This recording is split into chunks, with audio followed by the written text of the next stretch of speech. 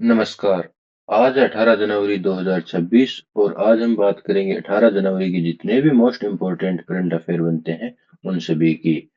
आज के वीडियो में हम चर्चा करेंगे सीआरपीसी बाई आरबीआई क्या है, प्रवीण विशिष्ट कौन है, एनपीएस सुधार हुए हैं उनमें क्या सुधार किए गए उनके बारे में, भारत का प्रथम एआई पार्क है वो कहाँ बनाया गया है, टाइलर पुरस्कार किसे मिला है, अटल ज्ञान केंद्र कहाँ है और अरुंधति चौधरी जी कौन है। इन सभी के बारे में आज के इस वीडियो में चर्चा करेंगे। साथ ही आज की इस वीडियो में हम चर्चा करेंगे अंतर्राष्ट्रीय करंट अफेयर की, राष्ट्रीय करंट अफेयर की और हमारा जो लास्ट पोर्शन होगा वो राजस्थान करंट अफेयर का।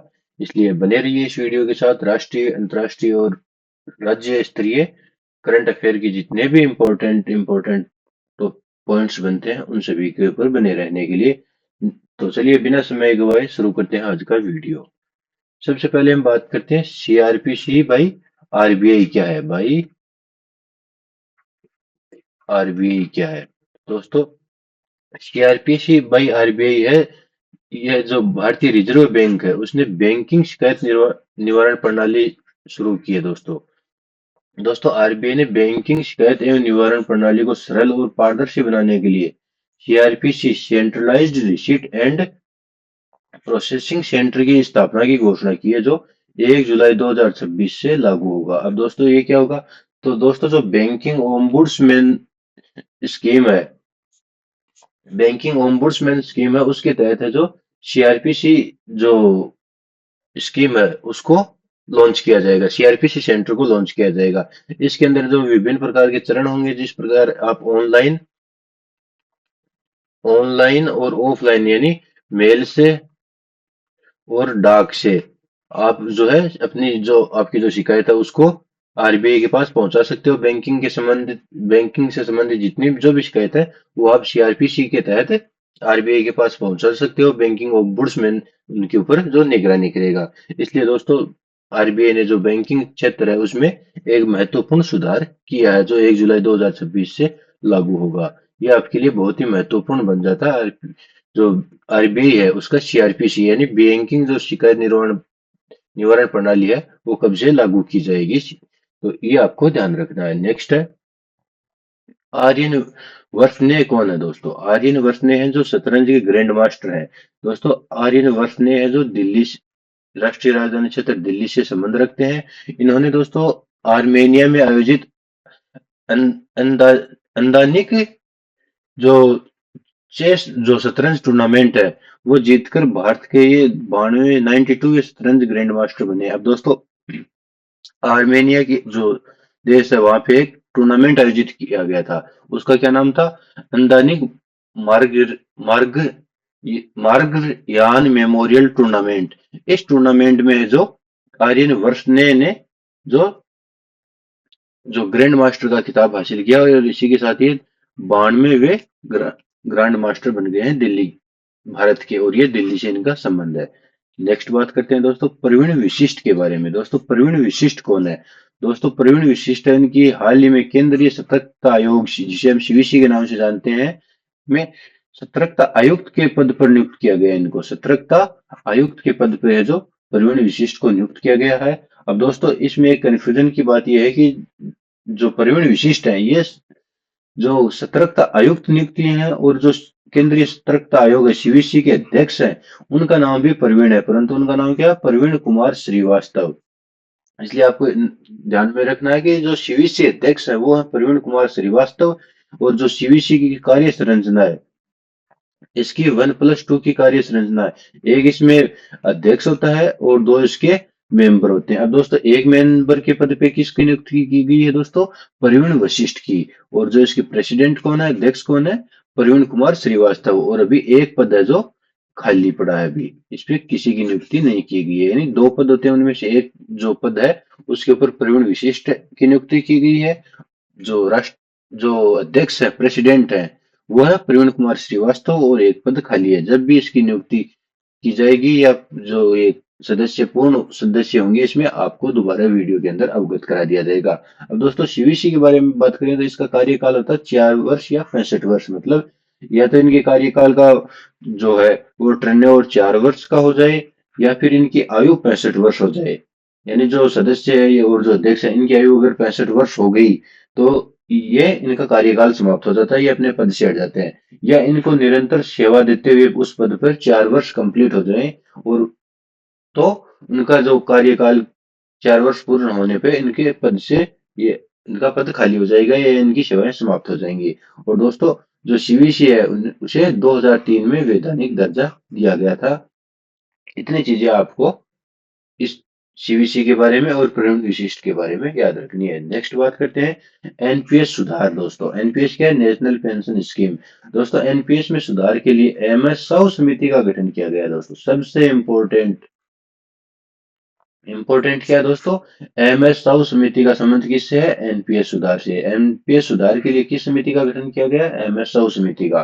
दोस्तों, जो एनपीएस ये जो समिति बनी है, एमएसओ समिति, इसका गठन किसने किया दोस्तों? पीएफआरडीए ने, जो pension fund regulatory development authority है, उसके द्वारा जो एमएसओ समिति का गठन किया गया है, और इसमें 15 सदस्य इस समिति के अंदर हैं। दोस्तों, इसके अलावा जो पीएफआरडी है, उसकी एक स्कीम चलती है एनपीएस वात्सल्य योजना। दोस्तों, जो एनपीएस वात्सल्य योजना है, ये केवल नाबालिगों के लिए बचत योजना है। यानी जो जितने भी नाबालिग लोग हैं, जो इनकी उम्र 18 वर्ष नहीं हुई है, उनके लिए है जो पीएफआरडीए ने एनपीएस वात्सल्य स्कीम चलाई है, जिसके अंदर वो अपना सेविंग जमा कर सकते हैं और उनको एक निश्चित समय के बाद है जो निश्चित रिटर्न प्रदान किया जाएगा। दोस्तों, जो एनपीएस वात्सल्य योजना है, इसके लिए पात्रता क्या है? तो दोस्तों, इसके लिए एक ही पात्रता है, वो जो भी है वो नाबालिग होना चाहिए।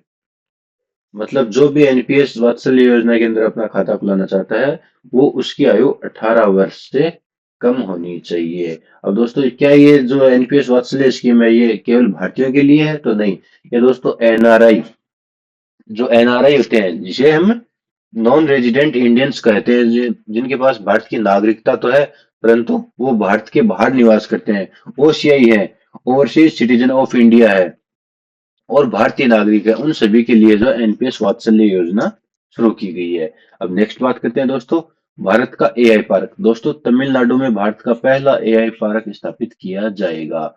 ये दोस्तों आपको याद रखना है कि भारत का पहला आर्टिफिशियल इंटेलिजेंस पार्क कहाँ स्थापित किया जाएगा? तो तमिलनाडु के अंदर। नेक्स्ट बात करते हैं दोस्तों, टाइलर पुरस्कार 2026 के बारे में।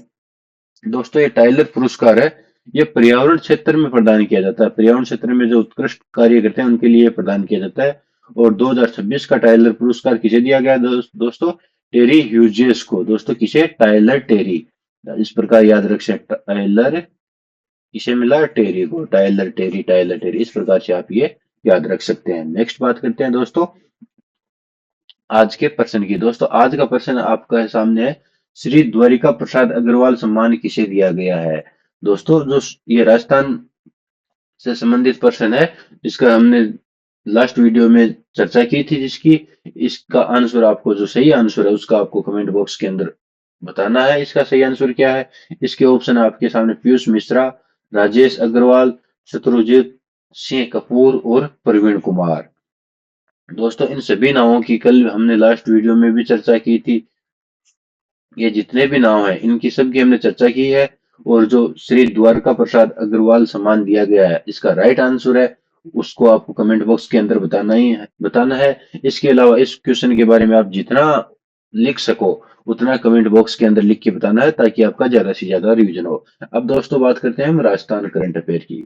इंडी राष्ट्रीय और अंतर्राष्ट्रीय करंट अफेयर यहीं पे समाप्त होता है। अब हम आगे बढ़ते हैं राजस्थान करंट अफेयर की। दोस्तों, राजस्थान में अटल ज्ञान केंद्र स्थापित किए जाएंगे।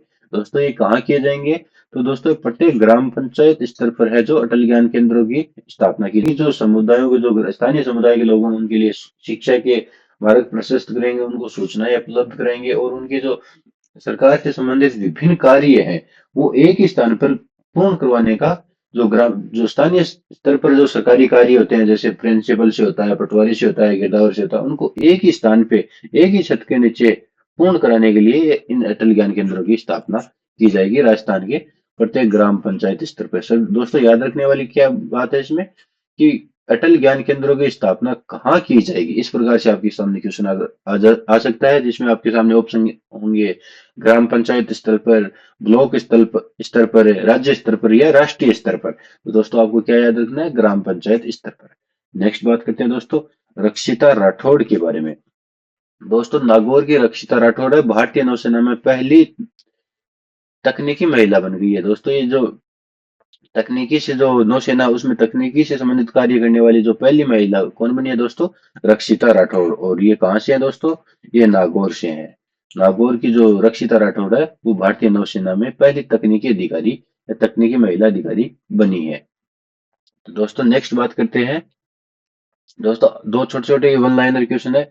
चीन में आयोजित इंटरनेशनल मैथमेटिकल ओलंपियाड, जो गणित से गणनाओं से संबंधित जो ओलंपियाड होता है, उसमें राजस्थान के राजीव माहेश्वरी और अरमान अग्रवाल ने गोल्ड मेडल प्राप्त किया। दोस्तों क्या प्राप्त किया है? गोल्ड प्राप्त किया है। किसमें? चीन में आयोजित इंटरनेशनल मैथमेटिकल ओलंपियाड में है, जो राजस्थान के राजवीर माहेश्वरी और अरमान अग्रवाल ने गोल्ड मेडल प्राप्त किया है। इसके अलावा दोस्तों 9वीं नेशनल बॉक्सिंग चैंपियनशिप जो यूपी में हुई थी, उत्तर प्रदेश में हुई थी, उसमें राजस्थान की अरुंधति चौधरी ने स्वर्ण पदक प्राप्त किया है। दोस्तों ये थे हमारे राजस्थान से संबंधित करंट अफेयर के तथ्य। इन सभी को आपको याद रखना है। अब आगे बढ़ते हैं आज के नेक्स्ट क्वेश्चन की ओर। दोस्तों आज का अपना नेक्स्ट क्वेश्चन है, जिसकी हमने कल की वीडियो में चर्चा की थी। ऑपरेशन स्वदेश का संबंध किस देश से है? यानी भारत ने ऑपरेशन स्वदेश किस देश के अंदर चलाया है और ऑपरेशन स्वदेश क्या है? इन दोनों प्रश्नों का उत्तर आपको कमेंट बॉक्स के अंदर बताना है। और ऑपरेशन स्वदेश का संबंध किस देश से है? इसके ऑप्शन है आपके सामने वियतनाम, ईरान, यूक्रेन, अफगानिस्तान। तो दोस्तों जो ऑपरेशन स्वदेश है इसका जो राइट आंसर है, यानी किस देश के अंदर चलाया गया, इसका राइट आंसर आपको कमेंट बॉक्स के अंदर बताना है। और इसके अलावा ऑपरेशन स्वदेश का संबंध किस क्षेत्र से है, ये ऑपरेशन स्वदेश क्यों चलाया गया भारत सरकार द्वारा, ये भी आपको कमेंट बॉक्स के अंदर बताना है। क्योंकि आप जितना ज्यादा कमेंट बॉक्स के अंदर लिखोगे उतना आपका ज्यादा रिवीजन होगा। इसलिए आज के वीडियो में बस इतना ही। मिलते हैं नेक्स्ट वीडियो में, तब तक के लिए जय हिंद जय भारत।